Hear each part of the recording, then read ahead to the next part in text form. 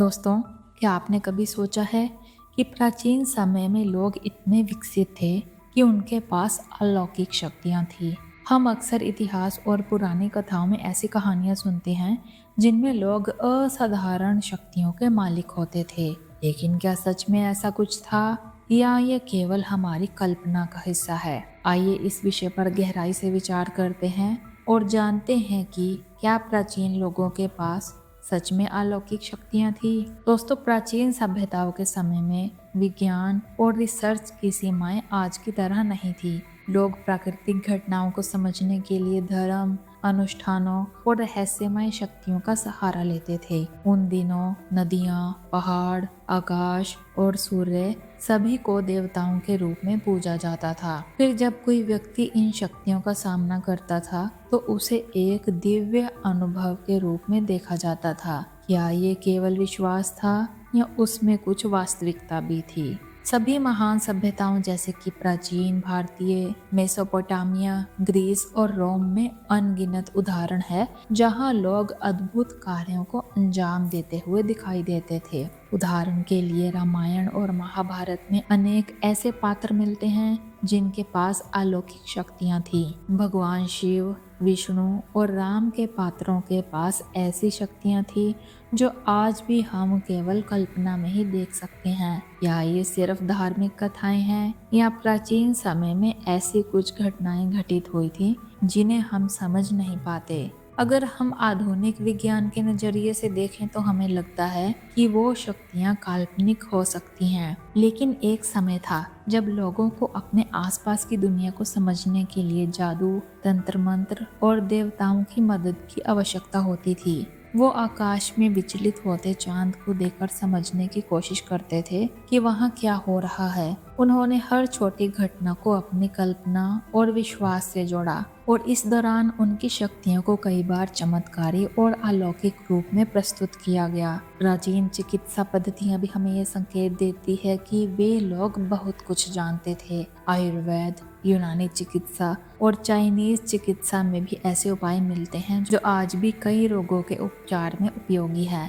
क्या यह भी किसी प्रकार की अलौकिक शक्ति का हिस्सा था या इन पुरानी पद्धतियों में कुछ विशेष था जो आज की आधुनिक चिकित्सा में हम नहीं समझ पा रहे हैं? इसके अलावा प्राचीन सभ्यताओं में अन्य माध्यमों का भी उपयोग होता था जैसे कि ध्यान, साधना और मानसिक शक्तियाँ। योग और ध्यान के माध्यम से आत्मा को नियंत्रित करना, शरीर को मानसिक शांति में रखना और यहाँ तक कि प्राकृतिक घटनाओं पर नियंत्रण पाना, ये सभी ऐसी बातें थी जिन्हें प्राचीन लोग विशेष शक्तियों के रूप में मानते थे। और क्या आप जानते हैं कि आजकल भी वैज्ञानिक ध्यान के लाभों यानी कि मेडिटेशन के बेनिफिट्स को समझने लगे हैं और ये साबित हो चुका है कि मानसिक शक्ति का शरीर पर गहरा असर पड़ता है। लेकिन क्या ये प्राचीन शक्तियाँ सच में अलौकिक थी? क्या प्राचीन लोगों के पास आज की तुलना में ज्यादा विकसित विज्ञान था जिसे हम आज पूरी तरह समझ नहीं पा रहे, या फिर ये सच में चमत्कारी शक्तियाँ थी जिन्हें हम आधुनिक विज्ञान से माप नहीं सकते? अगर हम प्राकृतिक घटनाओं और आकाशीय पिंडों की तरफ देखें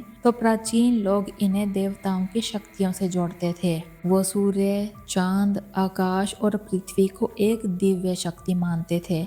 उदाहरण के लिए प्राचीन मिस्र में सूर्य देवता रा का विशेष स्थान था। लोगों का विश्वास था कि सूर्य की शक्ति उनके जीवन और मृत्यु से जुड़ी है। इसी तरह भारत में भी सूर्य देवता की पूजा होती रही है और उनके द्वारा दी गई ऊर्जा को जीवन की शक्ति माना गया। ये भी संभव है कि प्राचीन लोग अपनी महान उपलब्धियों और साहसिक कार्यों को अलौकिक शक्तियों से जोड़ते थे, जैसे कि महाभारत में अर्जुन का धनुष जो भगवान शिव के आशीर्वाद से प्राप्त हुआ था और रामायण में राम के धनुष का उल्लेख किया गया है। ये वस्तुएं जो उनके हाथों में थी, क्या वो सच में इतनी शक्तिशाली थी या फिर ये प्रतीकात्मक थी? आज के समय में हम इसे वैज्ञानिक दृष्टिकोण से देख सकते हैं, जैसे कि कोई व्यक्ति जो बहुत ही अभ्यास और साधना के माध्यम से अपनी शारीरिक और मानसिक शक्तियों को बढ़ा सकता है, उसे लोग कभी अलौकिक शक्ति से जोड़ देते थे।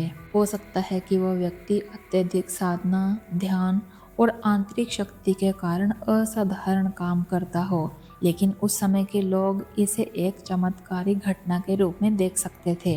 अंत में ये कहना मुश्किल है कि क्या प्राचीन लोगों के पास सच में अलौकिक शक्तियाँ थी। हमें ये समझना होगा कि उनकी दुनिया और हमारी दुनिया में बहुत फर्क था। जो चीजें हमें आज कल्पना जैसी लगती हैं, वो उस समय के लोगों के लिए वास्तविकता हो सकती थी। और यही कारण है कि ये कथाएं आज भी हमारी संस्कृति, धर्म और साहित्य का हिस्सा बनी हुई है। चाहे हम इन्हें वास्तविकता माने या कल्पना, ये हमें सिखाती हैं कि मानव मन की शक्तियों और उसकी कल्पना की कोई सीमा नहीं होती। तो क्या प्राचीन लोगों के पास अलौकिक शक्तियाँ थी? ये सवाल शायद कभी हल ना हो, लेकिन इन कहानियों और घटनाओं ने हमें ये तो जरूर सिखाया कि हमारी सोच और हमारी शक्ति को सीमित नहीं किया जा सकता।